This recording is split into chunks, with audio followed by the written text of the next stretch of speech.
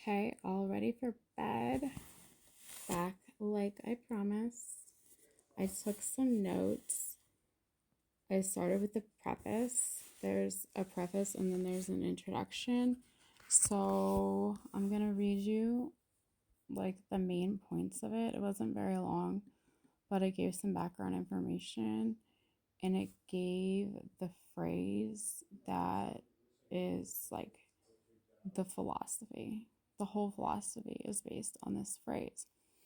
So we're going back to the year 170. All right, when I was typing it up, I put 1970. And then I checked myself. I was like, oh boy, dumbass moment. Anyway, so in a location unknown, a man that's now known as the last of the five good emperors, he wrote a note to himself. He didn't write a note to anybody else, he wrote it to himself. Kind of like a journal, right? Like our healthy habit for September is journaling.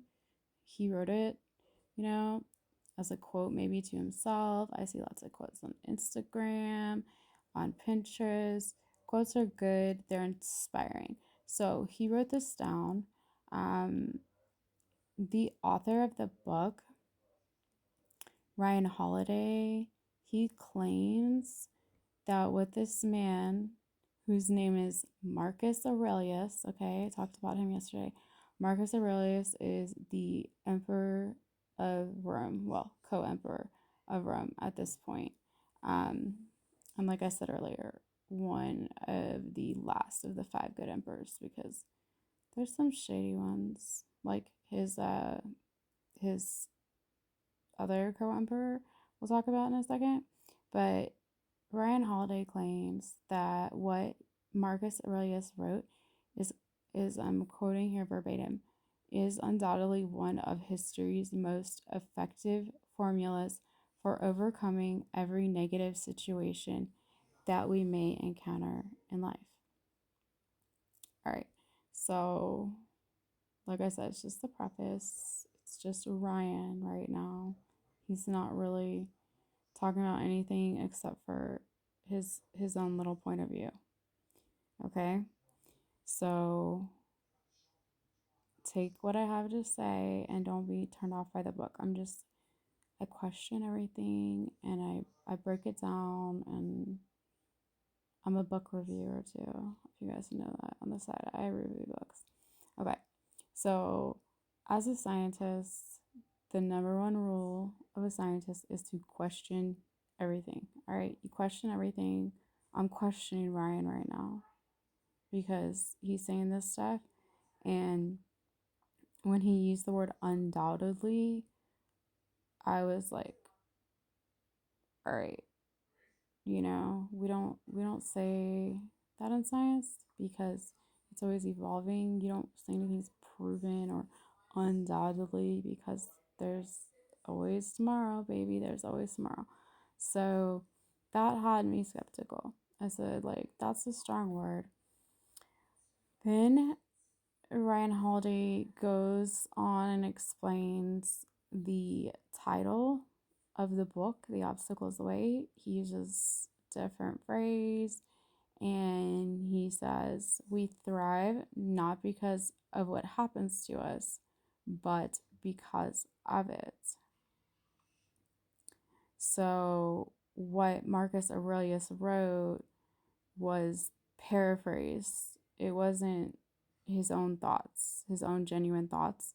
He actually got these thoughts from his mentors and idols that came before him. So there were other people that were practicing this philosophy. He wrote it down maybe as a reminder to himself, just like I might sit down and write, if you can't love me at my worst, then you don't deserve me at my best. And I was thinking that earlier, and I'm going to write it down later, and I'm going to look at it and be like, that's right. That's my inner Marilyn Monroe. Okay, so Marcus writes that down, but according to Ryan Holiday, he articulated it better. So he wrote it in a way that the other people didn't write it. They wrote it maybe where people couldn't understand it. And to be honest with you, I might have to like dumb it down for myself because it's the year 170. People spoke differently then. This is probably written in Latin because we're talking about Rome here. And, Marcus is the genius because he actually took the time to write it down. So that's why he's better than the thinkers who came before him. So I think that it does make him better because he had the smarts enough to at least write it down and like shows how human and relatable he is to us, that like we write things down to motivate us. And you know he had a really hard life. I'll talk about that in a minute. So here's the words. All right, here's what he says. Quote, quote, quote, quote. Our actions may be impeded, but there can be no impeding our intentions or dispositions. Because we can accommodate and adapt, I read this to mean resilient. The mind adapts. I'm thinking neuroplasticity, right? The stages of grief are also on my mind, right? Like, are we at acceptance because we've adapted? We're resilient. Is that where we are? And converts its own purposes, the obstacle to our acting. So that I'm going to write it so you can read it because I did a bad job of saying it. Then the last words that he wrote are said to be the best. I don't know who said that they're the best, but somebody did. Quote, the impediment to action advances action. What stands in the way becomes the way. I like that. What stands in the way becomes the way. So that's the obstacle is the way. So the author Ryan Holiday says that this is the art of turning obstacles upside down. So basically, it means having a plan B. We expect bad things to happen because planet Earth is always conspiring against us, right? We have the same struggles that Marcus Aurelius had back in 170, now in 2023. But if we plan for them and expect for them to happen because we know they will, then they won't hit us so hard and we can get over the obstacle quickly, or they're not going to be permanent. We're not going to be in such shock. And I'd say that that's the best case scenario. That's not how it always goes down. So we were waiting and ready to kick their ass, sea bass, meaning we're ready. We're ready to kick the ass, sea bass. Okay.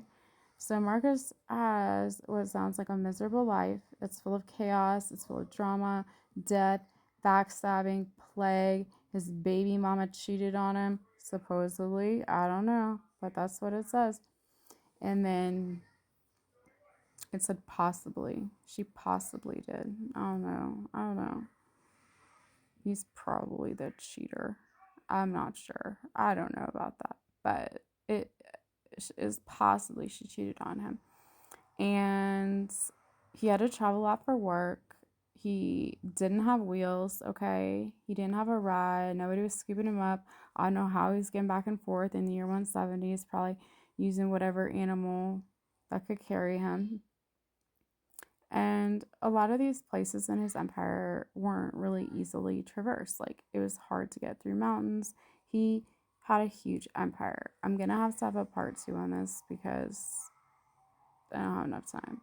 But he was the emperor of Asia Minor, Syria, to Syria. So Asia Minor to Syria, Egypt, Greece, and Austria. And he watched his funds go from high to broke as a joke. He had to share the empire